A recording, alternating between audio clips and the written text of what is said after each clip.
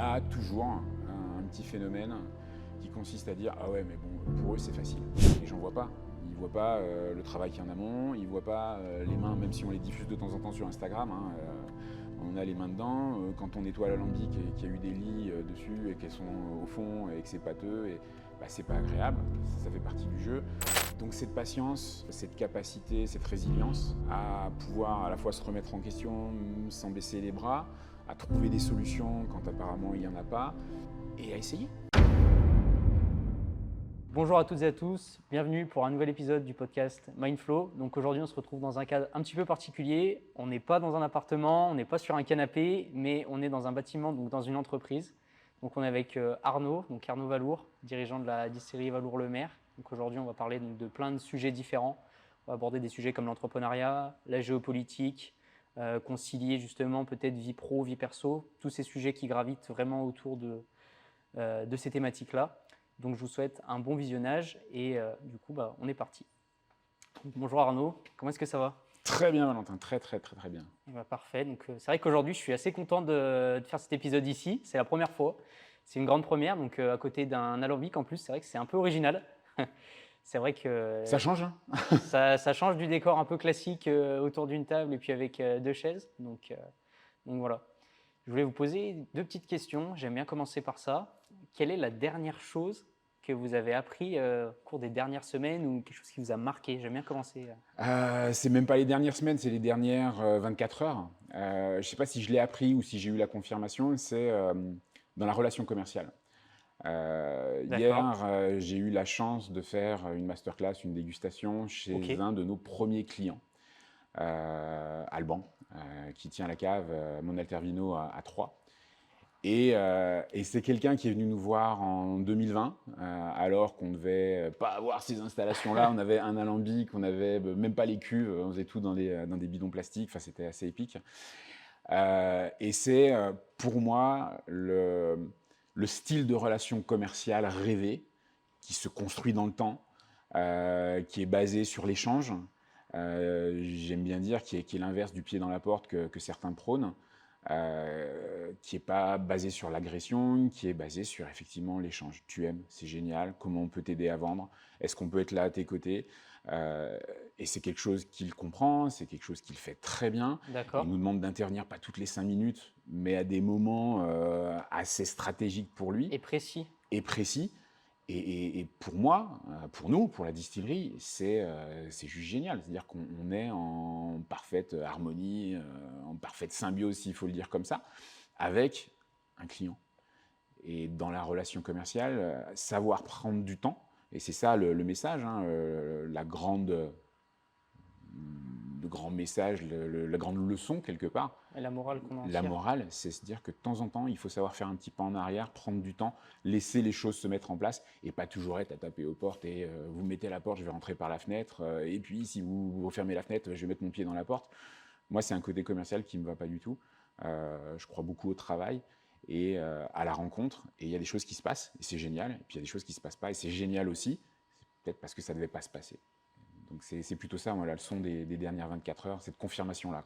Donc c'est vraiment un type de relation commerciale qui est construite sur du long terme et sur une sorte de synchronisation en fait avec la personne où on est vraiment sur le même terrain d'entente.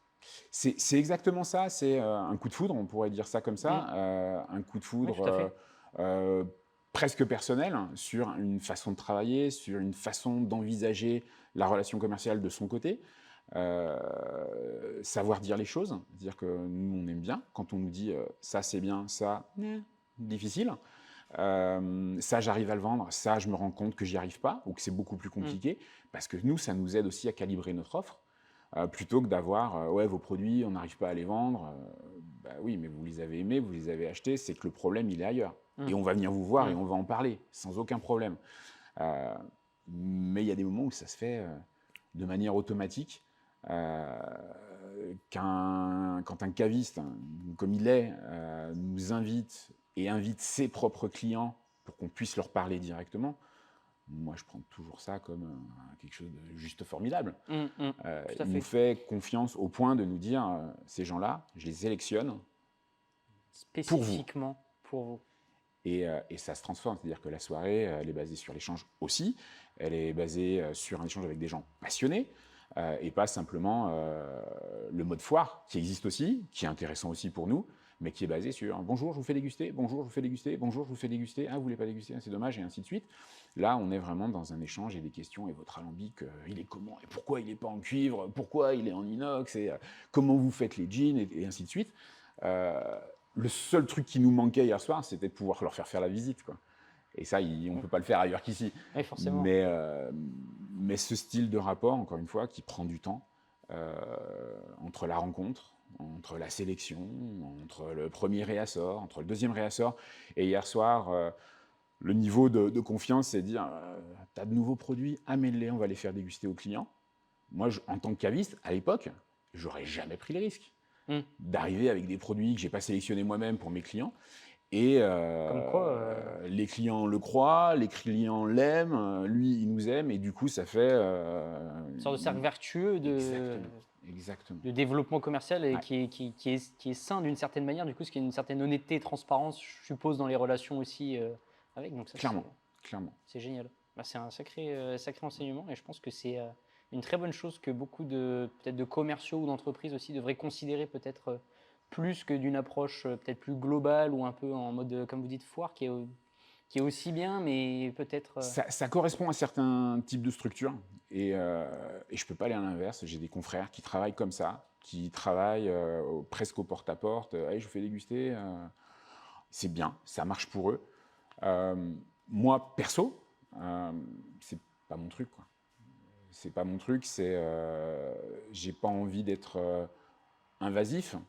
Pas que je sais pas le faire, c'est juste que, avec un petit peu d'expérience maintenant, je me rends compte que oui, ça marche à court terme, sauf qu'on accumule un petit peu de, comment je pourrais dire ça gentiment, de désappointement, on accumule un petit peu de, pas de rancœur, mais des frustrations qui font qu'à terme, on ne va plus bosser ensemble. Tout à fait. Quel est l'intérêt ? Passer peut-être un peu plus de temps à attendre pour travailler peut-être plus longtemps ensemble aussi, même si on sait qu'on n'est pas éternel. Super intéressant.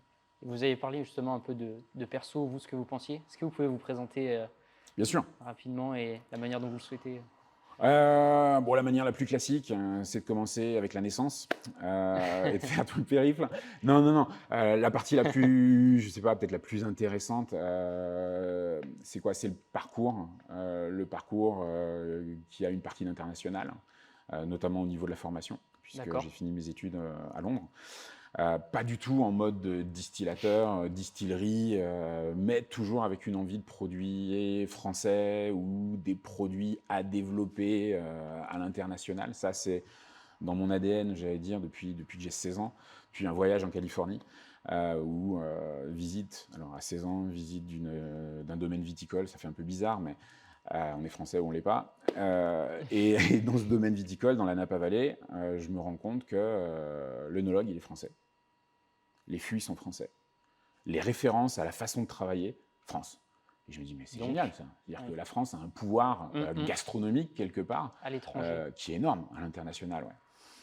Et donc, petit tilt, tiens, j'ai envie de faire ça. Bon, ça ne s'est pas fait tout de suite. Je suis revenu d'Angleterre.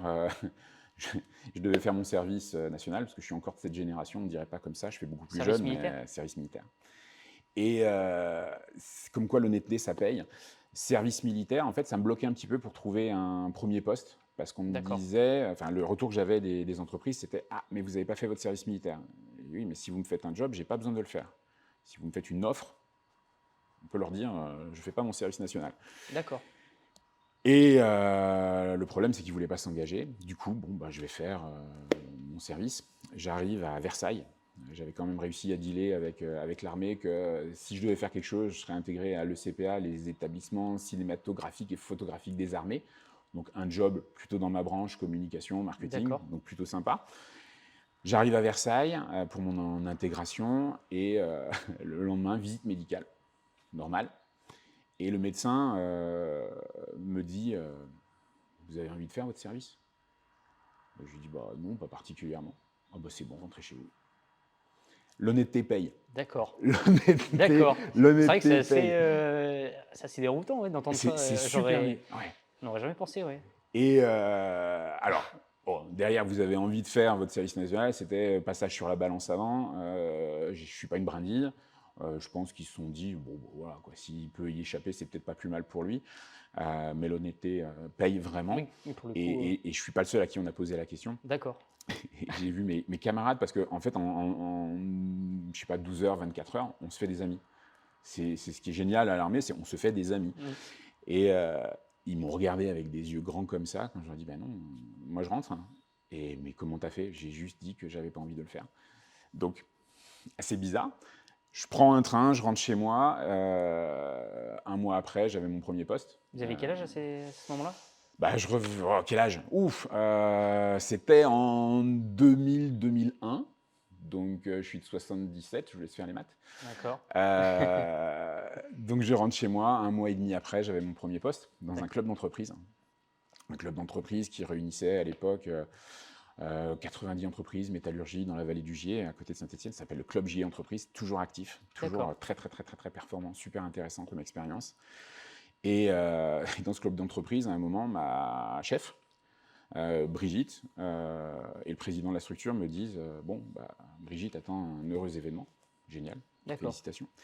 Est-ce qu'on embauche quelqu'un pour la remplacer ou est-ce que tu prends le relais? Et vous êtes positionné ouais. Alors, je dis, ah bah ouais, évidemment, maintenant, parce que j'ai 45 ans et maintenant, je trouve ça évident. Avec du recul, oui. À l'époque, sur le moment, oui, on va y aller, quoi. Why not?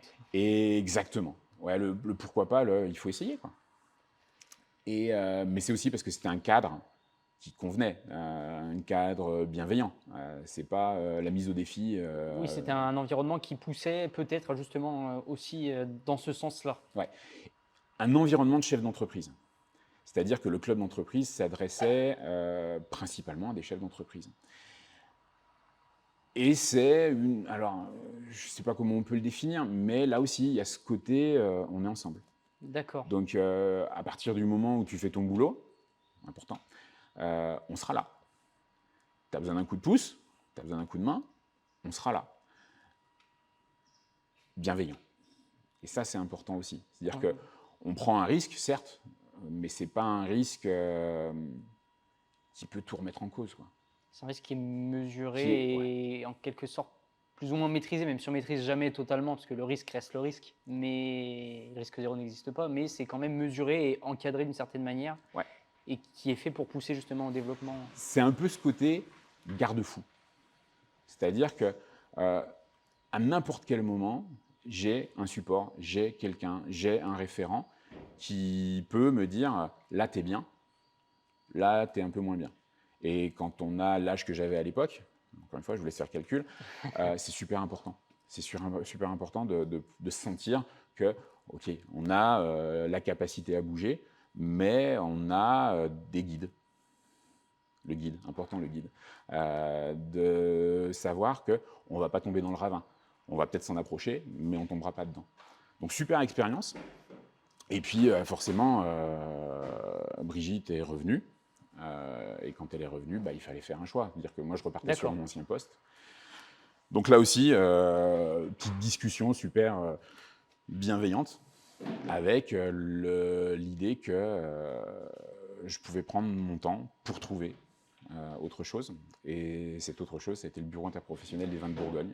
D'accord. Avec la gestion du bureau de Chablis. D'accord.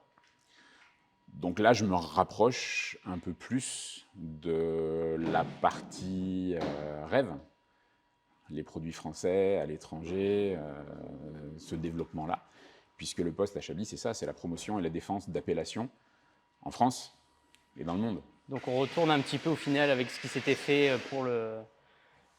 Quand vous étiez allé aux États-Unis, c'est ça avant? C'est ça. Vous êtes revenu un peu, vous vous êtes dit, ça fait le lien au final avec ce que j'ai vu avant. Si on parle en termes entrepreneurial, vision, objectif, et on y arrive. Ouais, dedans, en fait, on est sur la même... On est sur la bonne voie. Donc il y a eu un petit écart à un moment, parce que métallurgie, parce que club d'entreprise, parce que même si on parlait de produits français potentiellement à l'étranger, c'était de la soudure, de la mécanique, des PME qui ont un savoir-faire de dingue, mais un savoir-faire qui n'est pas la gastronomie, mais un savoir-faire quand même. D'accord. Sauf que là, on passe quand même sur le vin. Et puis pas la pire des appellations, il faut être clair. Oui, Chablis, oui. en termes de portée internationale, c'est juste énorme, quoi. Tout à fait.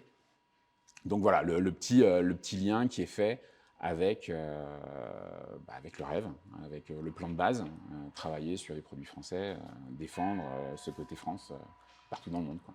Ok. Donc Super ça, c'est intéressant. deuxième étape.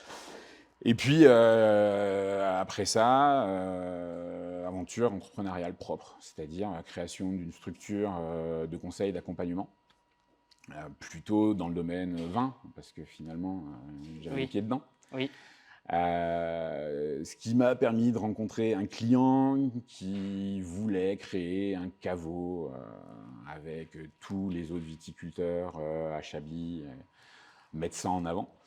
Donc je lui ai créé ça, et puis au bout d'un moment, il a dit moi je vais pas m'en occuper. Donc j'ai dit moi je vais le faire.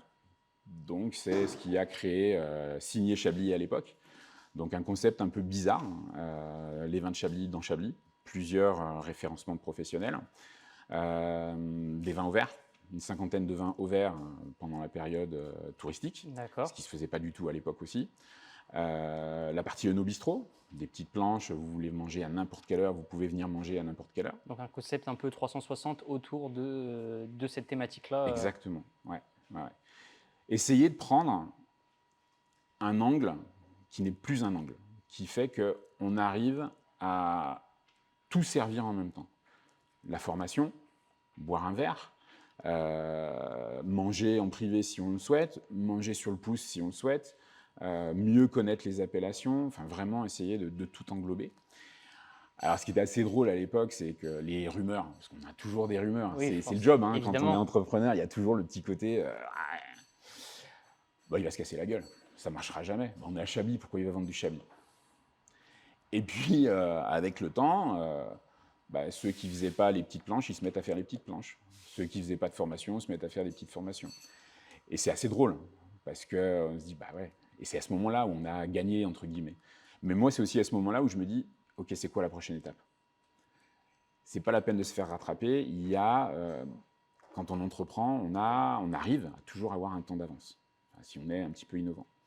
Et ce temps d'avance, ce petit tampon, il faut essayer de le garder. C'est le tampon qui est le plus dangereux, parce que c'est nous qui prenons les risques, pas les autres. Oui. Une fois qu'on a montré que faire des planches de fromage et de charcuterie à Chablis et avoir du référencement de vin de Chablis à Chablis, ça fonctionne, c'est facile de copier.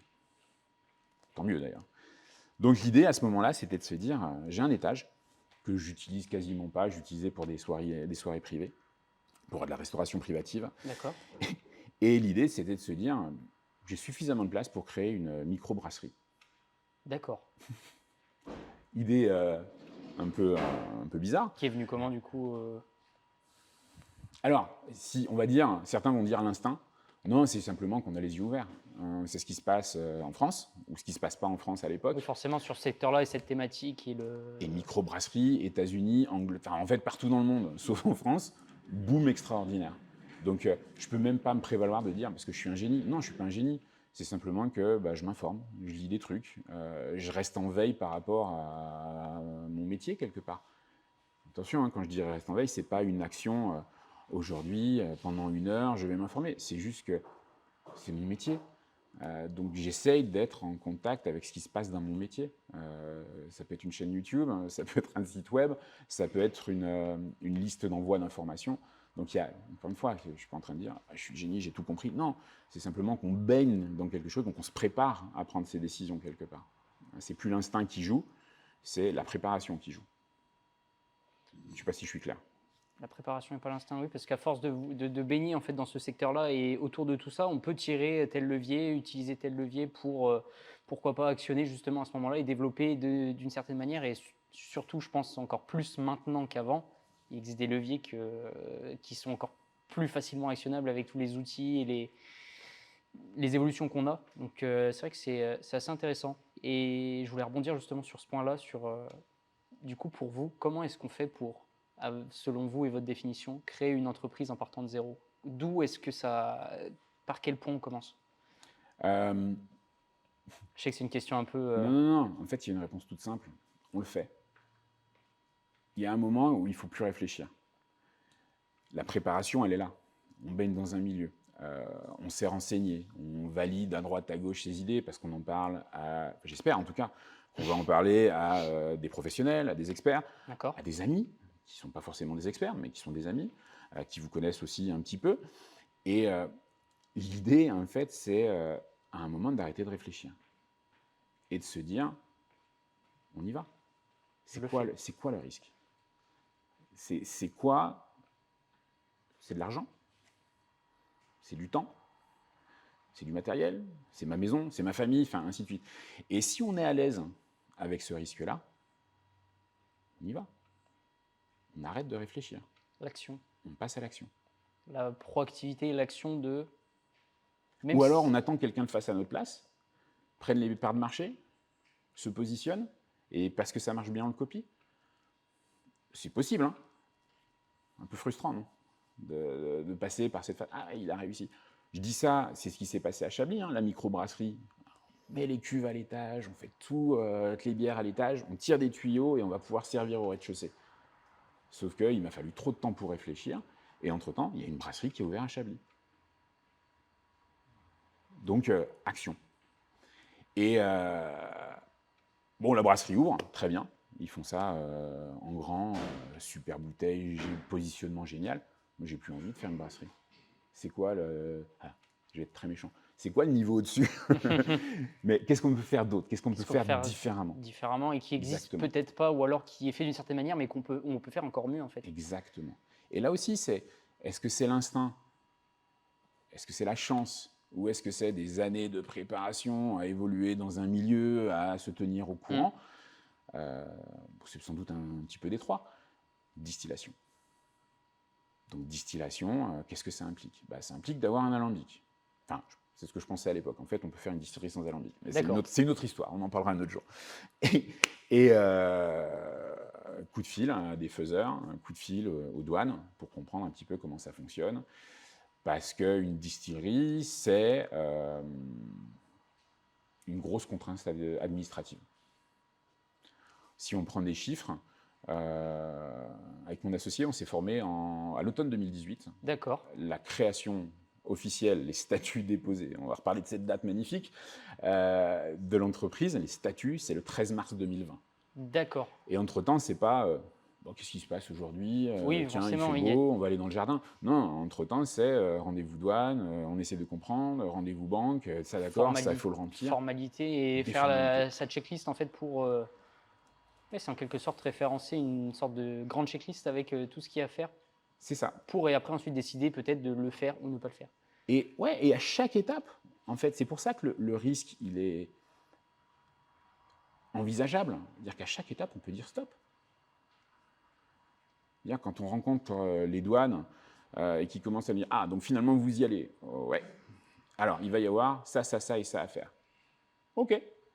On rentre, on fait. Est-ce qu'on est toujours à l'aise avec cette création-là? Ouais, allez, on y va. On rapporte le dossier. Ok, super. Maintenant, il y a ça, ça, ça. Et en fait, on a eu un bol énorme. Alors, je ne sais pas si c'est un bol ou... On a rencontré une personne clé au niveau des douanes, à Auxerre. Qui a permis de débloquer... Qui a su nous faire passer, qui a su nous distiller l'information. Blague de distillateur. Qui a su nous passer l'information au bon rythme, au bon moment, pour qu'on puisse comprendre. Par comprendre, j'entends assimiler. C'est-à-dire qu'on n'est pas juste dans le côté administratif, on comprend les enjeux, on comprend à quoi ça va servir, on sait pourquoi on le fait. Et ça, c'est clé. Si on ne sait pas pourquoi on fait les choses, il ne faut pas les faire. Donc petit à petit, on avance, mais on en parlait avec mon associé Benjamin il y a encore quelques mois, on disait, si on avait tout su, si on nous avait tout livré à la base, on n'y serait jamais allé. La quantité de boulot, de choses à comprendre, à apprendre, c'est un truc de dingue. Et c'est peut-être justement ce qui fait de ne pas avoir toutes les infos des fois au départ et de se lancer et d'être justement dans cette action-là qui permet de le faire, que si on avait tout, surtout que maintenant on a accès à beaucoup de choses et qu'on savait tout, est-ce qu'on le ferait ou pas? Ça peut faire peur. Ça peut justement peut-être freiner à ce moment-là. Complètement. Moi j'avais une question en particulier. Ouais. Comment est-ce que du coup, Valour-le-Maire, donc on en était à la phase 2020, Ouais. Comment est-ce que, après, du coup, concrètement, une fois qu'on a fait tout ce travail d'analyse et de justement utiliser tel ou tel levier, comment et à quel moment vous vous êtes dit, ça y est, on peut y aller? Alors, le moment où on s'est dit il faut y aller, c'est assez simple. Pour la petite histoire, 2018, besoin de se former. D'accord. Parce que distiller, c'est bien, on peut apprendre sur le tas, c'est pas un problème. C'est pas trop ma façon de voir les choses. Donc, j'avais identifié un fabricant, parce que dans le monde de la distillation, il y a quelques très grosses boutiques que j'ai contactées forcément parce qu'ils proposent de personnaliser l'alambic avec le nom que vous voulez, tout c'est génial, ça brille, c'est en cuivre, c'est parfait. Et par contre, ils ne répondaient pas aux questions. D'accord. C'est-à-dire que on leur dit, je suis novice, j'ai envie de lancer ma distillerie, j'y connais rien, comment vous pouvez m'aider? De quoi vous avez besoin? Alors, je répète ma question, comment vous pouvez m'aider? C'est-à-dire que moi, je ne connais rien. J'ai besoin d'avoir J'ai besoin d'avoir un accompagnement et un suivi. Exactement, j'ai besoin de feedback, j'ai besoin que vous me disiez comment ça fonctionne et tout ça. Et en fait, ils n'étaient pas du tout dans cet échange-là, parce que c'est pas... Enfin, ils n'avaient pas encore pris le train de la distillation craft. Donc bon, tant pis, je continue mes recherches. Et puis je tombe sur deux solutions possibles, dont la solution iStill, la solution qu'on a fini par acheter. Et il se trouve que iStill propose aussi de la formation. Malin. C'est un spécialiste du coup, pour contextualiser un petit peu, de l'alambic. En fait, ils font des alambics qu'ils appellent nouvelle génération, parce que ça ne ressemble pas à un alambic, il faut être très très clair. C'est noir, c'est isolé, c'est en inox, on pourra faire une interview là-dessus. Je peux tenir 2 heures à expliquer pourquoi on a choisi cet alambic. Moderne, contemporain, comme vous voulez, super efficace au niveau de l'énergie, et c'est déjà très très très très bien dans l'explication. Et là où ils sont très malins en termes de business, c'est qu'ils font la formation.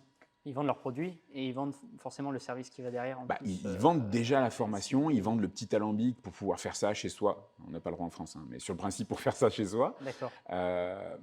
Et après, vous voyez, si vous achetez ou vous achetez pas. Solution clé en main au final. C'est une solution clé en main. Et forcément, si vous vous formez et que vous avez utilisé ces machines-là, il y a de fortes chances qu'il y ait transformation. Il y a eu transformation. Donc, l'idée, c'est que 2018, session du printemps, je ne peux pas, parce que prix, parce que intervention pour une école, je crois, à ce moment-là. D'accord. Du coup, je dis à Benjamin, à ce moment-là, on bossait ensemble sur du team building, sur des événements, parce qu'il avait une boîte de, je vais appeler ça œnotourisme, il va m'en vouloir à mort, parce que ce n'est pas le vrai nom, mais c'est de l'œnotourisme. Donc team building, SNCF, je ne sais plus pour qui on bossait. Donc je lui fournissais le vin, parce que j'étais encore caviste à l'époque, et je faisais des animations avec lui. Et un jour, je lui dis, écoute, j'ai loupé la session de printemps, il y a une session en automne, je vais me former à la distillation, comment tu le sens, tu veux venir? Ah ouais. Du coup, on allait se former, et puis voyage du retour, en évitant les sangliers, en rentrant à la maison, c'est un truc de dingue. Des hordes de sangliers un peu de partout la nuit. On était en train de réfléchir à la distillerie et comment on voulait la positionner et ce qu'on voulait faire. Après, je vous ai dit, 2018 jusqu'à 2020, le montage. Et l'acte final, c'est de commencer avec les douanes à dire voilà comment ça va fonctionner, voici l'implantation qu'on va avoir, et en gros, on va avoir besoin d'un alambic, donc il faut que vous nous autorisiez à avoir un alambic. Donc, entrepositaire agréé, tout le machin, tout ça c'est fait. Donc ça, c'est vraiment la naissance, la première naissance de la distillerie. La deuxième naissance, c'est le dépôt des statuts, 13 mars 2020. D'accord. Et puis la bonne nouvelle, c'est que tout de suite après, tout a fermé. C'était 3 jours après, je crois, il me semble, ou 5 jours après, le 16 ou 18 mars. C'était dans la foulée. Tout ferme. La banque qui devait nous accompagner nous pose une question qui était super intéressante à ce moment-là. C'est tout bon, hein, on a tout compris, on vous accompagne, ne craignez rien. On va même vous financer pour les whisky, les fûts, on va les financer sur plusieurs années. Génial. Franchement, on n'y croyait pas, on se disait, mais c'est génial. Monter une entreprise, c'est aussi facile que ça, d'aller voir les banques. Avec les accords, etc. Et la banque, quelques jours après le 13, donc statut, il nous appelle. Dernière question, hein, parce qu'après on signe. Est-ce que vous avez déjà des clients? Pardon. Des clients. On est en train de chercher à financer un alambic de 500 litres. A priori, les clients, on ne les a pas. Il y a plein de gens qui sont au courant. Il y a plein de gens qui nous disent que oui, ils sont intéressés, mais on n'a pas de signature de contrat. Oui, il n'y a pas de devis, qui peut attester qu'il y aurait des clients réels. Alors, dans d'autres cadres, Ça arrive, hein, Oui, entreprise métallurgique, on peut passer. Nous, on ne peut pas. Notre business, il est basé sur le goût. Donc, tant que les gens n'ont pas dégusté le produit final, même s'ils ont l'intention d'acheter, ils ne vont pas acheter. Et donc, on a eu une réponse gentille. Ah, ben, on n'avait pas compris ça comme ça, donc finalement, on ne peut pas vous accompagner. Bon, on a fouillé dans nos poches, on a financé le premier alambic, qui est un alambic de 100 litres. Et puis, tout est parti de là. L'année d'après, un deuxième alambic de 100 litres. Et l'année dernière, un alambic de 2000 litres qui nous permet d'aller un peu plus loin sur les whiskies, sur les rhums.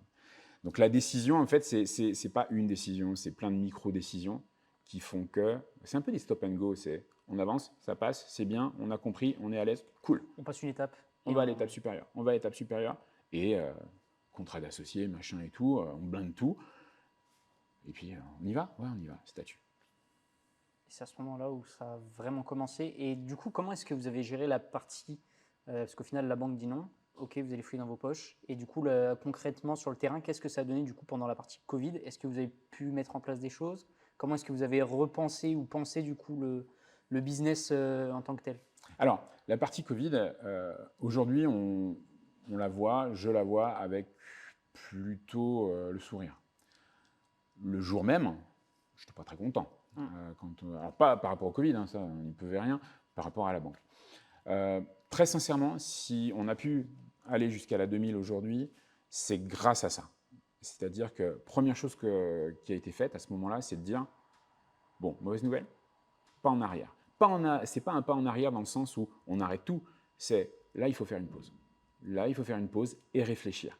Parce qu'on vient de faire un accro d'une taille certaine dans la ligne de vie de l'entreprise.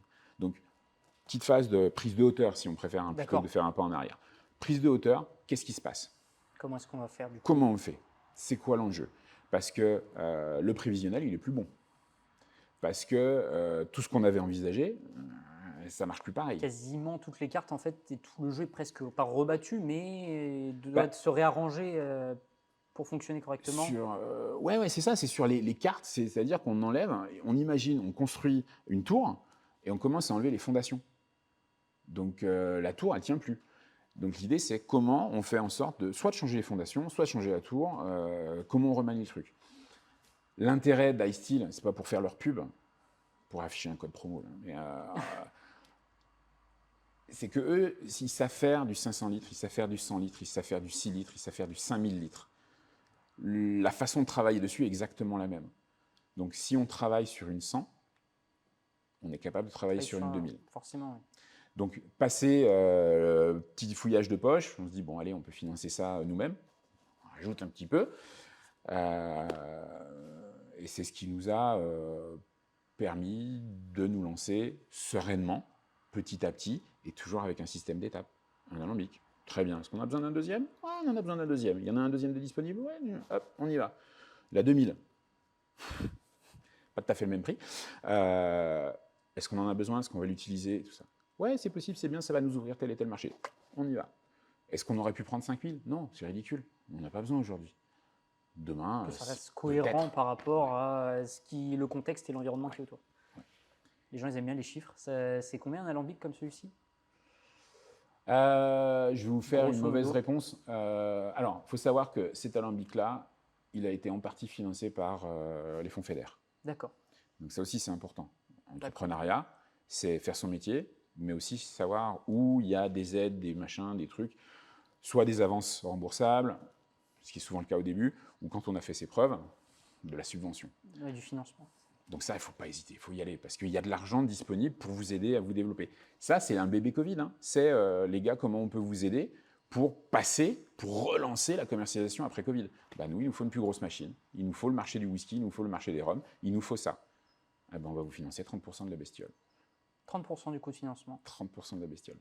Sur une fourchette de prix pour ce genre de volume. Un alambic comme ça, aujourd'hui, ça va vous coûter entre 120 et 150 000 euros. D'accord.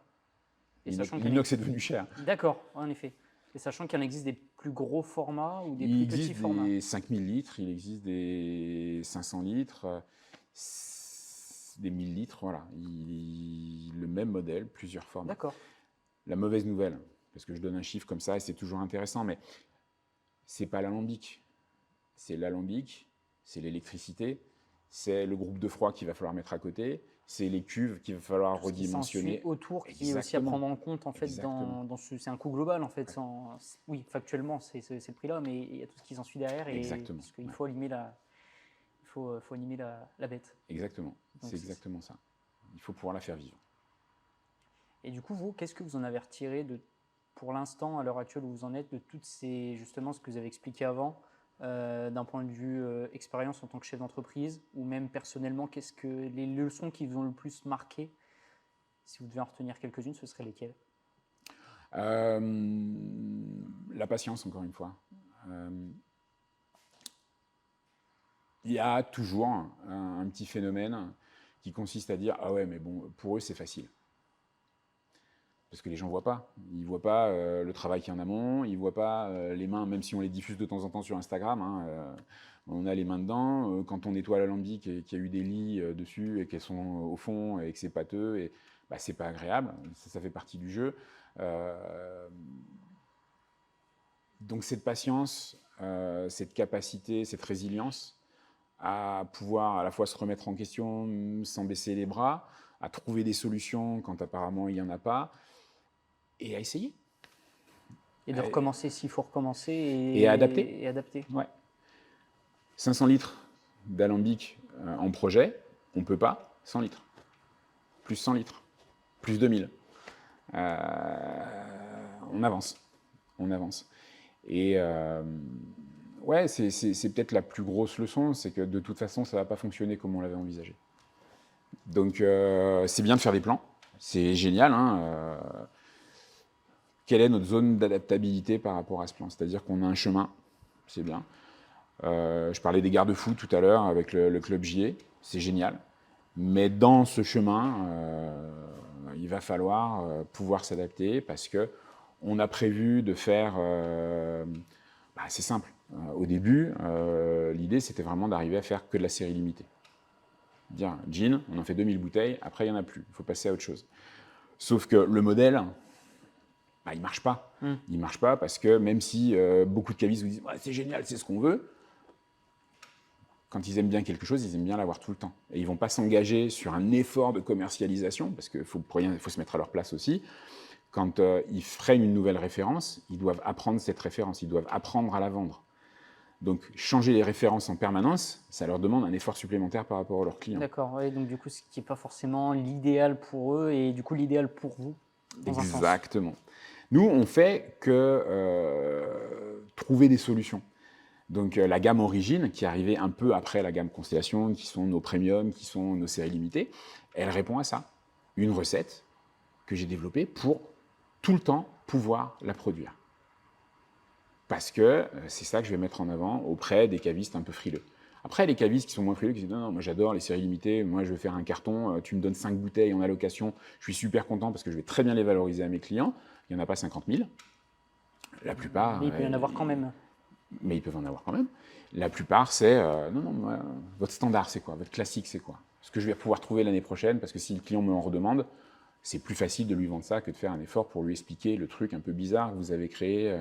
Oui, en voulant faire peut-être quelque chose d'un peu plus spécial et qui ne sera peut-être pas forcément encore là, ce qui peut créer peut-être une incompréhension peut-être pour le client final qui va déguster en fait. Et ce qu'on comprend complètement, je veux dire, on le vit aussi personnellement, dans le sens où quand on a une habitude de consommation, en tant que consommateur, on n'aime pas quand on vient nous embêter. Ah ouais, ça vous l'avez plus, hein, ils le font plus. Donc eux, ils n'ont pas envie de perdre ces clients-là, ce qui est complètement normal. Donc à nous de les aider dans ce sens. En fait, on ne fait que les aider. On se met à leur service. C'était quoi le premier produit, toute première bouteille qui est sortie? La toute première recette qui a été créée, mais il y a une leçon derrière ça, la toute première recette qui a été créée, c'est le gin Albireo. Le gin Albireo, c'est un gin genièvre, coriandre, racine angélique, zeste de citron, zeste d'orange, cardamome. A, Albireo, B, Botéine. Donc ça vous donne l'ordre de création des recettes. D'accord. Mais le premier qui a été vendu, c'est Botéine et Canopus. Donc le troisième qui a été créé. Pourquoi? Là aussi, grande leçon. On développe le gin Albireo en termes de recettes. On est super content, on veut lancer la production, donc on appelle notre fournisseur. On dit cardamome, il nous en faut X kilos. A pu. Ah. c'est de la cardamome, on va en trouver. Effectivement, on en a trouvé chez un autre intermédiaire, un autre fournisseur. On met tout ça en production, très confiant. Sauf que le produit final est complètement différent de ce qu'on avait développé. Pourquoi? Parce que la cardamome n'était pas la même, donc ça a eu un impact juste gigantesque. Sur la recette en elle-même et sur le produit du coup final. Exactement. D'accord. Donc, mais c'était bon, c'était même très bon. Du coup, ce batch, on ne l'a pas perdu, on l'a juste renommé, parce que ce n'était pas Albireo dans notre tête. Albireo ne ressemble pas à ça. C'est devenu Canopus. Et c'est quelque chose qui est fondamental ici, c'est qu'on se donne toujours l'opportunité d'arrêter la commercialisation. Donc soit on trouve une solution comme on l'a fait avec Albireo, Canopus et tout ça, et c'est génial, soit autre projet, on a travaillé sur un gin fraise rhubarbe. Premier développement, génial. Retour client, parce qu'on teste toujours un petit peu avant de se lancer sur de la production, très bien. Les revendeurs, très bien. On lance la production, très bien. On met en bouteille, très bien. Juste avant l'étiquetage, toujours une dernière dégustation. Ouais, c'est bon. Ah, c'est juste bon. Est-ce que c'est bon ou est-ce que... C'est pas ce qu'on avait prévu. C'est bon, ça passe, on l'aurait vendu, mais c'est pas ce qu'on avait prévu. C'est pas le style Valour-le-Maire. Donc là-dessus, qu'est-ce qu'on fait? On remet dans l'alambic, on redistille. Pas pour le revendre comme ça, hein, c'est juste qu'on retransforme l'alcool en alcool de base. C'est une des choses qu'on sait faire, qu'on peut faire, mais on a perdu les botaniques, on a perdu le temps passé, on a perdu tout ça. Mais il faut être intransigeant parce que le revendeur dont je parlais tout à l'heure, Alban, mon Altervino à 3, lui, il fait la différence. La dégustation de l'autre jour, c'était vraiment, on arrivait avec le chocolat. La canne, le chocolat, c'est une liqueur de chocolat, une liqueur de rhum au chocolat et à la vanille qu'on fait avec Olivier Vidal, qui est un mof chocolatier à Auxerre. D'accord. C'est un produit très Valour-le-Maire, c'est un petit ovni. Et c'était le deuxième batch, différents grués. Grués de cacao. Forcément, quelque chose de légèrement différent. Et lui, en tant que revendeur, à un moment, il ne fait pas devant tout le monde, il vient bien faire. C'est pas le même batch. Non, c'est pas le même batch. C'est bien, c'est super équilibré. Donc il a aimé, mais il a compris que c'était différent. Il a réussi à cerner cette petite part un peu spéciale et différente, qui peut faire la différence. Qui peut faire la différence, parce que lui, il doit pouvoir l'expliquer correctement. Donc soyez proche de vos revendeurs. Toujours. Donc la patience, toutes ces leçons, la patience. La patience, la résilience. Être proche du coup quand même et au contact en permanent de ses partenaires, ce qui peut paraître logique, mais il faut le faire pour de vrai. Mais le faire réellement. Ouais. Parce qu'ils n'ont pas que nous à gérer, parce qu'ils n'ont pas que ça à faire, parce que vous avez des confrères, et par confrères j'entends concurrents, et que si vous laissez une place ouverte, ils vont se mettre dedans. Ils sont bouffrés, oui. Donc, ce que fait très bien Sarah, qui est notre directrice commerciale, c'est cette présence, c'est ce contact, c'est les rappeler. Tout va bien, besoin de quelque chose, qu'est-ce qu'on peut faire pour vous? Et ça marche. Après, on peut aussi avoir l'approche un peu brutasse. Bonjour, distillerie Valour-le-Maire, on vient vous voir, on veut déguster, qu'est-ce que vous voulez acheter chez nous? A priori, il y a une technique qui va mieux marcher que l'autre. Donc ça, c'est super important. Et puis, je pense que la dernière leçon, c'est d'essayer. C'est peut-être la leçon dont j'ai conscience, mais que j'ai le plus de mal à mettre en application. C'est le creuser son sillon. C'est arriver avec une histoire et tenir à son histoire. Alors, je parle de micro-adaptation, et ça, on ne peut pas revenir dessus, il faut en faire. Mais demain, je ne vais pas me mettre à produire du gin grande distribution. J'ai rien contre la grande distribution, ça marche très bien, ça pourrait faire un chiffre de dingue. Mais si je commence à vendre en grande distribution, mon Alban... ce sera plus du tout le même... il ne va pas aimer, quoi. Et c'est normal. Je lui vends de la série limitée, je lui vends quelque chose de super exigeant, et derrière, je vais vendre en GD. Et potentiellement, on aurait une place. Oui, mais est-ce que c'est l'essence et le pourquoi on a commencé et ce qui nous tient comme valeur et ce qui est la valeur de l'entreprise, en fait, ce qui la représente? Et le mot valeur, il est assez génial dans le sens où, oui, c'est la valeur financière, mais c'est aussi la valeur, ce qu'on met dans notre ADN. Et ça, il ne faut pas s'en décharger. C'est-à-dire que quand on a une idée, on y va. Ça ne marche pas, ok, c'est pas grave. On arrête, on change de marque, on change d'entreprise, on fait autre chose, on le fait différemment. On a appris. Donc, ce n'est pas un échec. On a appris que, enfin, on a peut-être perdu un petit peu d'argent au passage, mais on a appris quelque chose. Et ça, c'est fondamental. Et c'est ce qu'on n'a peut-être pas trop en France, comparé à des systèmes US, qui ont plein d'autres défauts. C'est en France, quand on enseigne l'entrepreneuriat, si on peut l'enseigner, le management et ainsi de suite, la création d'entreprise, on part toujours du principe qu'elle va vivre pendant des millénaires. Le statut d'une SAS, je crois, c'est 99 ans, c'est ça? C'est ça. Je ne connais pas grand monde qui a cette espérance de vie, rien que ça. Donc, moi, me dire que demain, la distillerie, elle est née, ça c'est sûr. Elle est en train de vivre, c'est sûr aussi. Elle est en train de se développer, on est encore dans le vrai. Elle va mourir. Un jour, elle peut mourir. Parce que Benjamin ne sera plus là, parce que je ne serai plus là, parce que ce sera quelqu'un d'autre. Peu importe la raison, au final. Peu importe, elle peut. Et se laisser ce champ de dire une entreprise, elle n'est pas éternelle, ça enlève déjà un poids des épaules.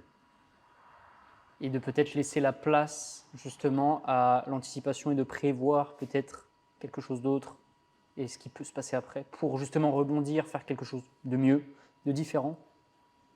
On a appris.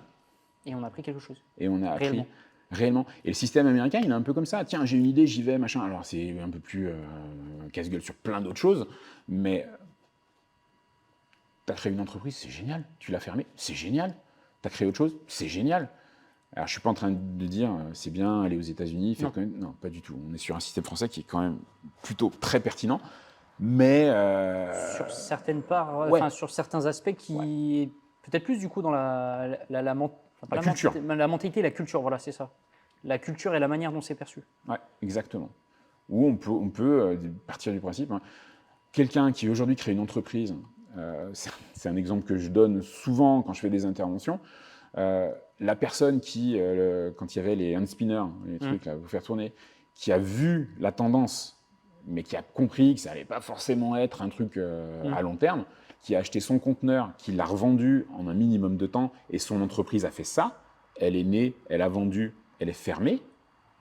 Il a fait un profit de dingue et il a fait son truc. Bravo. Et c'est génial. Parce qu'il a cerné justement cette phase de... Il a compris. Bon, on n'est pas nombreux à comprendre. Moi, le premier, on apprend tous les jours. Et c'est génial, sinon on ne le ferait plus, sans doute.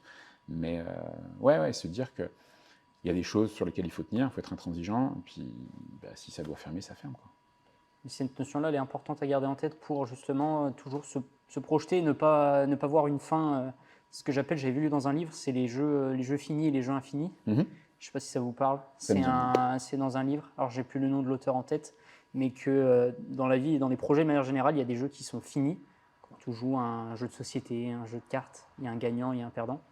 Mais plutôt dans l'entrepreneuriat et des projets un peu plus long terme, c'est des jeux qui sont infinis et en même temps finis, parce qu'une entreprise, l'entrepreneuriat c'est un jeu infini, mais l'entreprise elle a un début, peut-être une fin, ou peut-être pas. Ou peut-être que le projet justement peut évoluer, etc. Donc c'est cette notion-là qui est à prendre en compte et je pense que beaucoup de personnes ont du mal à la considérer réellement.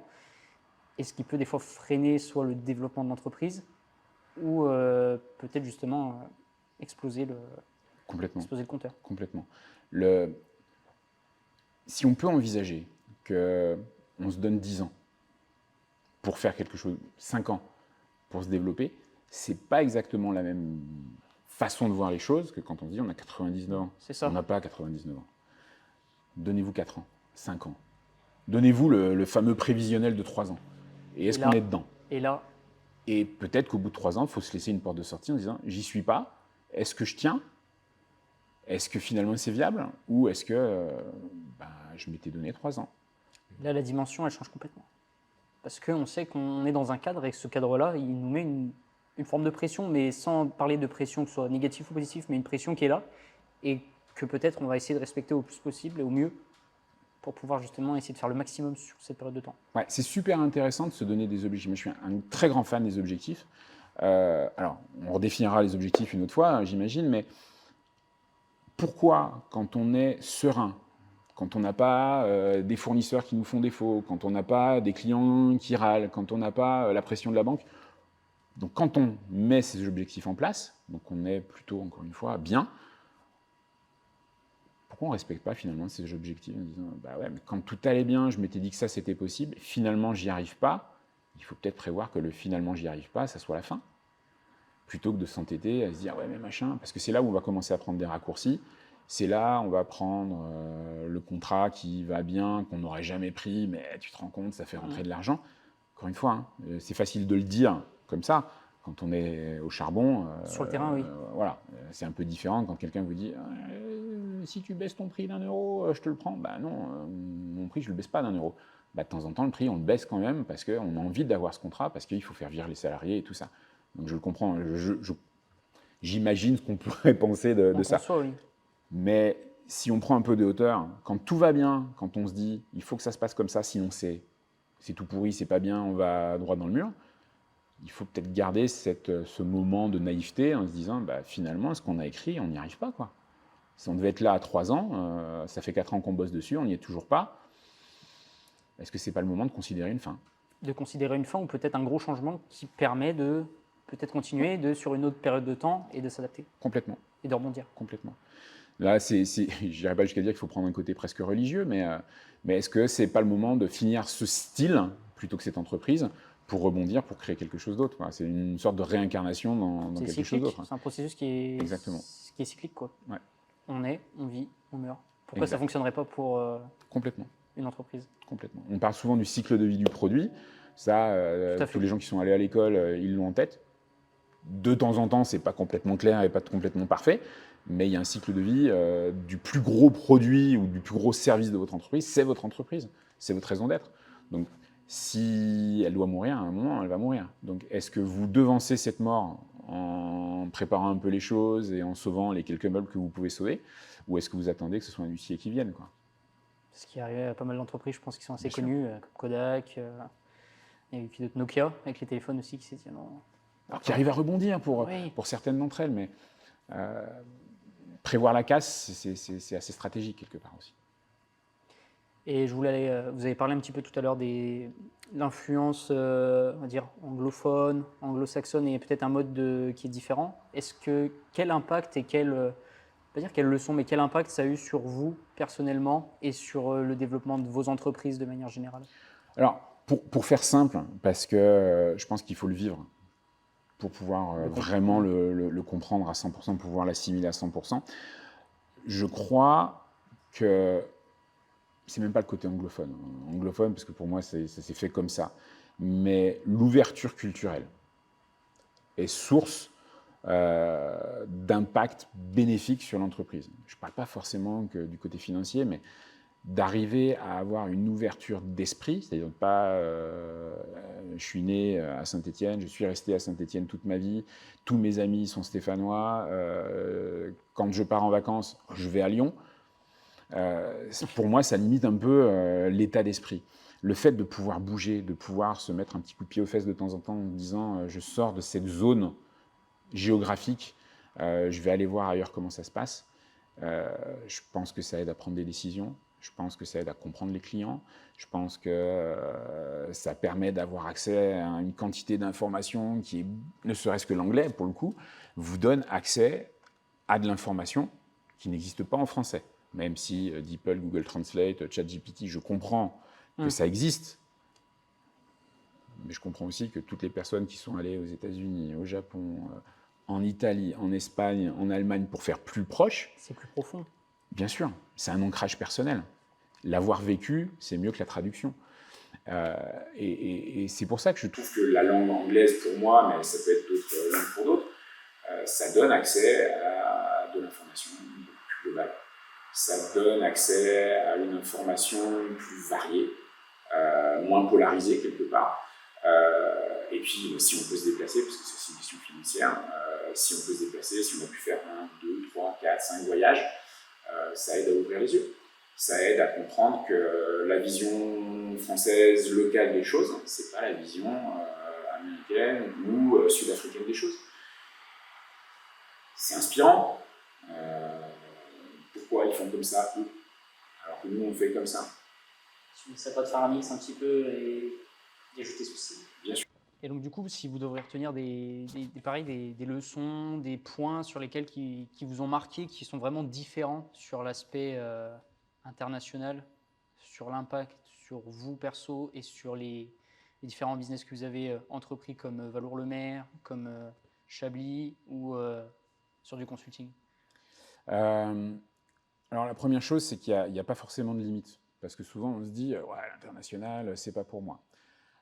Après, je mets une toute petite limite quand même dans la non-limite, c'est qu'il ne faut pas oublier qu'il y a un marché français. C'est-à-dire que le côté international, il est bien en termes de commercialisation, mais alors c'est pas de moi, c'est justement au Club J, il y avait un commercial qui travaillait dans une boîte de ressorts. Un truc de dingue. Mais ressorts, ils vendaient Formule 1, machin et tout, un truc un peu pointu. Et on proposait de les accompagner sur des salons, sur des missions internationales. Et lui, il le faisait jamais.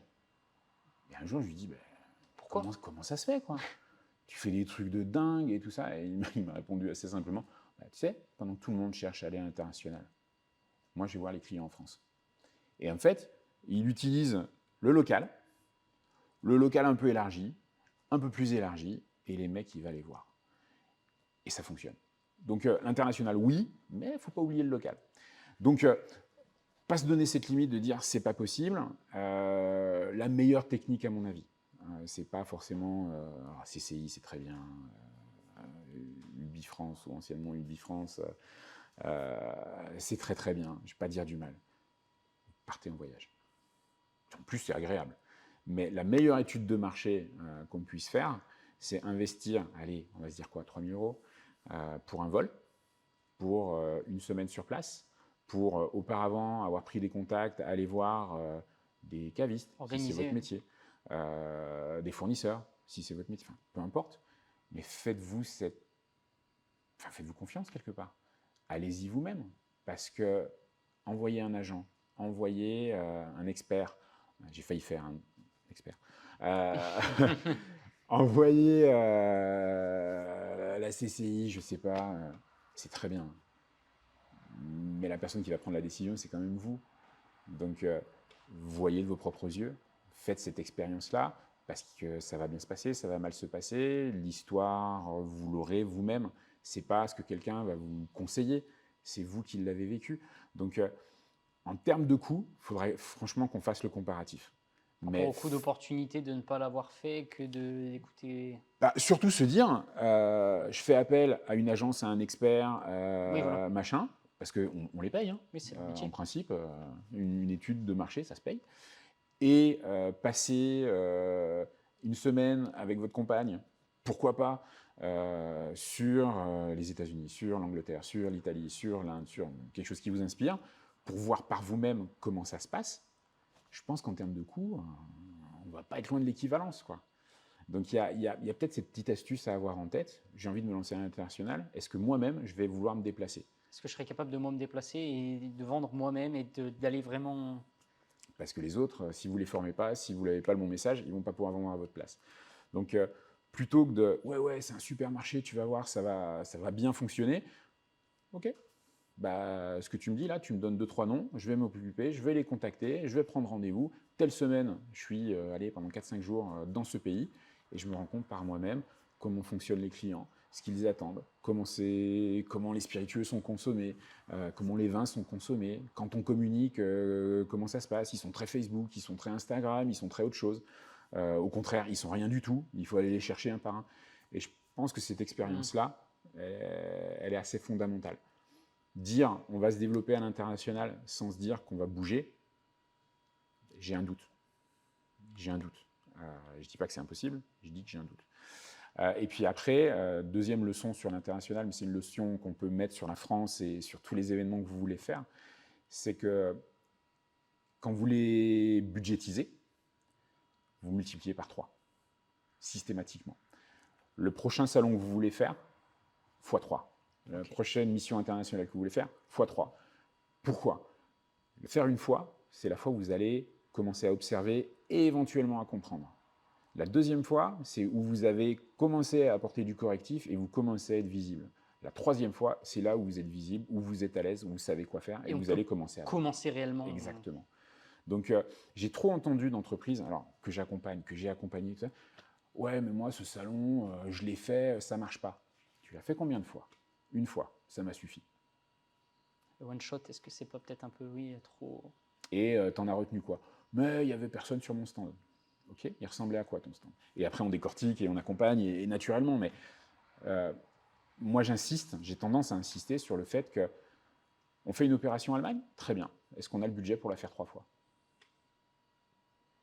Parce que pour y avoir été il n'y a pas très longtemps, chou blanc. Hein. Et pourtant, j'étais en face de l'acheteur. Hein. Mais si l'acheteur n'est pas séduit à fond par vos produits, et c'est eux qui le disent, hein, d'ailleurs. Quand on écoute vraiment les gens, ils lui disent, mais vos produits sont bien, c'est juste qu'on n'a pas de place aujourd'hui. Ah, donc ce que moi j'entends, c'est aujourd'hui.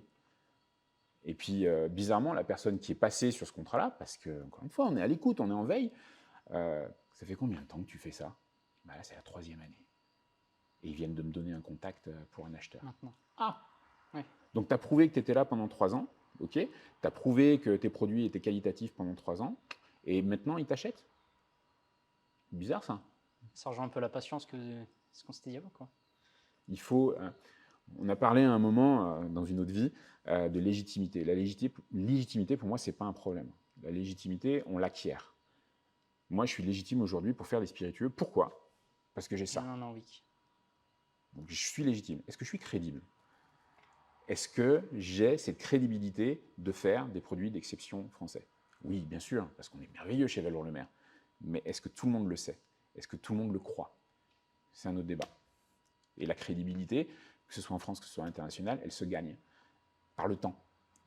L'autre histoire là-dessus, c'est on a commencé à communiquer relativement tôt. Ça reste quand même une des bases de mon métier. Et la première année, pour avoir un article de presse, compliqué. Pourquoi? Parce qu'on n'est pas crédible. Pourquoi un journaliste? Pourquoi une chaîne télé? Pourquoi une radio prendrait du temps pour parler d'un projet qui n'est peut-être pas viable à terme? Et c'est pareil avec vos acheteurs. Pourquoi ils vont vous faire confiance si l'année prochaine, il faut qu'ils recherchent quelqu'un? Donc il faut faire ses preuves, il faut atteindre ce niveau de crédibilité, il faut avoir cette patience, il faut faire ce travail. Et encore une fois, la petite astuce que je donne, après, chacun fait ce qu'il veut, mais budget, une fois qu'on se lance, x3. Budget x3. Je pense que c'est intéressant et c'est un très bon mot de la fin, justement, pour avoir quelque chose de très actionnable pour finir. Ça, c'est hyper intéressant. Et du coup, pour vous terminer, quel est le type d'invité? Et par rapport à cette conversation, vous aimeriez voir justement pour soit aller sur des sujets encore plus profonds comme on a abordé là, ou justement pour avoir peut-être un autre avis sur d'autres sujets? Qu'est-ce qui vous aimerait voir comme type de personne ou même comme invité concret? Ça dépend vraiment de l'objectif. Moi, je pense qu'il y a des profils. Je vais parler de profils, et puis si j'ai quelques noms en tête. Des gens qui ont fait des changements de carrière. J'ai un ami qui était pharmacien. D'accord. Et qui maintenant est parti sur les fleurs de bac, sur les pierres, sur les trucs comme ça. Donc c'est quand même un changement, c'est important. Oui, quand on compare les... Donc des profils comme ça, je trouve, sont toujours passionnants, parce qu'il s'est passé quelque chose. Sinon... ouais, là aussi, des entrepreneurs qui ont construit, qui ont bossé, ça ne se voit pas, mais qui ont bossé des années. Et quand ils ont lancé leur concept, tout le monde dit « Ah, purée, il a de la chance ». Non, il n'a pas de chance, il a bossé comme un fou pour arriver à ça. Des gens qui ont lancé des franchises, c'est assez passionnant, parce que c'est aussi un point de vue qui est spécial. Et puis lancer une franchise, c'est pas le truc le plus simple, faut être très clair. Là aussi, crédibilité, super important. Aussi bien la poule aux œufs d'or comme quelque chose de très... très délicat. Bah, moi, je serais le premier à dire j'aimerais bien lancer une franchise Valour-le-Maire. Mais crédibilité. Qui aujourd'hui va venir dire j'adore, je veux faire la même chose chez moi et en plus, je vais vous payer pour le faire. Donc, c'est quand même un business model qui est à part. Ça, c'est des profils qui sont intéressants. Je pense là, dans ce cas, à quelqu'un avec qui j'ai fait mes études, Sébastien Vénian, qui a fait ça côté Loire et sans doute Rhône dans quelques temps. Qui a lancé un concept qui s'appelle le VIP. Et ils font des concerts, ils font cave, ils font restauration. Ils ont passé le Covid en lançant de la livraison, des choses comme ça. franchement, en termes d'inspiration, c'est quelqu'un d'assez génial. Et puis, c'est un fou du boulot, quoi. C'est un tueur. Je pense que c'est intéressant et ça permet de creuser, d'avoir peut-être aussi d'autres points de vue et de comprendre réellement ce qu'il y a derrière et de ne pas voir en surface tout ce qu'on peut voir et ce qui brille. Complètement. Je pense que c'est un très bon mot de la fin. Merci beaucoup Arnaud, c'était génial d'avoir pu passer ce moment et puis surtout dans un lieu qui est vraiment, vous faites l'honneur d'être pour la première fois dans un lieu vraiment atypique on va dire et se retrouver à côté d'un alambic pour faire un podcast. Je crois qu'il n'y en a pas beaucoup qui l'ont fait. Donc on va essayer justement de l'exploiter au maximum. Et puis, écoutez, merci à toutes et à tous d'avoir regardé l'épisode.